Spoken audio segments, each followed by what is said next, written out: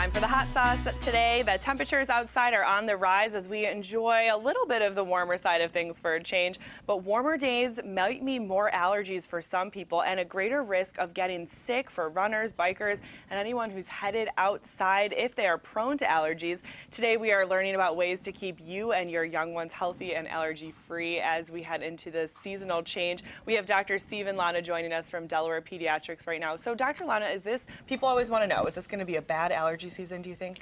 Well, it's hard to tell right now. We'll know once the spring gets a little bit further on. If it's a very rainy and very wet season, then there'll be a lot of growth and there'll be more pollen in the air. And we're talking about children and allergies.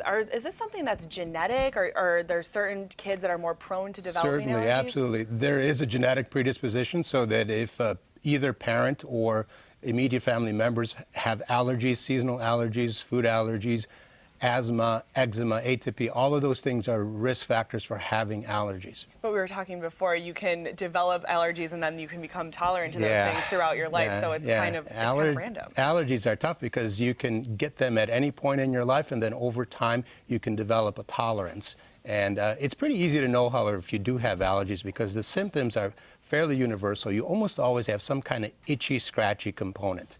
So if your eyes get itchy or runny, if your nose is itchy, or you're sneezing a lot, you're clearing your throat, you're scratching, here's one big thing, this thing. If you're doing that a lot, or your children are doing that, that's called the allergic salute. That means your nose is really itchy, and sometimes you even develop a nasal crease from doing that so much. So if you have allergies, here's what you can do to minimize your exposure. First of all, check the Weather Channel, because they'll tell you what the pollen counts are going to be from one day to the next. Pollen counts are not the same every day, so there'll be bad days and good days.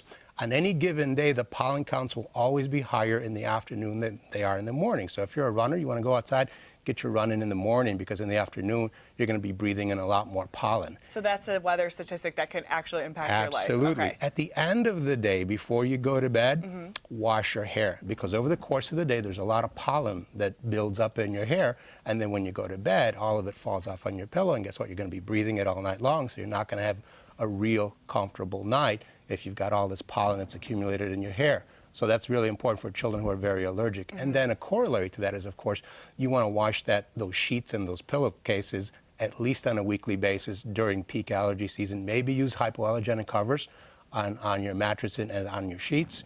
And if your pillow is more than 3 years old, you probably ought to turn it over and get a new pillow. Okay, because it can actually get into the pillow as well. Yeah. Okay. Yeah. Now, children that have allergies can also be children with asthma. Oftentimes, allergies can be a very potent trigger for asthma, so it's very important to think ahead. If you know your child is going to have a lot of allergy symptoms when it gets a little bit warmer, then you want to start their controller medicine ahead of time. A lot of allergies can be managed either by avoidance, so you dust as much as possible, you use air filters, you wash the hair at the end of the night, but you also start controller medicines to keep those allergy symptoms under control. And a lot of those are available over the counter now. Yes, fortunately, a lot of the formerly prescription drugs like Zyrtec, Allegra, Claritin have gone over the counter, so that you can, if you think you're pretty sure that you're dealing with allergies or hay fever, the irony is that you never have a fever with hay fever, you just have the itchy symptoms. That'll be another story for another day. Is that you can start with that, but the best way to treat them is to treat the part of your body that is most affected. So if you have really itchy, watery eyes, there's some prescription drops. If you have a really itchy, sneezy, congested nose, there's a prescription spray. Those are more targeted therapies, and you're going to have less side effects and better relief. And are those types of medications safe for children to use? Absolutely. They're designed for children to use, so, call your doctor, call your primary care doctor, and, get evaluated, because if that's what you're dealing with, there's no reason not to get relief. Okay, can we get that universal sign one more time? The allergic salute. So watch out for that if your kids may be too young to tell you that they have an itchy nose this allergy season. How long does it typically go for? We're just about out of time, but how long does it go for? Oh, it depends. It could be weeks and months, and it's kind of sporadic. So it depends on how much pollen there is in the air, when the trees start to flower, when the bushes start to flower. So it'll be sort of a May to June peak. All right. Dr. Steve and Lana from Delaware Pediatrics, thanks so much for your advice and My pleasure. expertise. We appreciate it.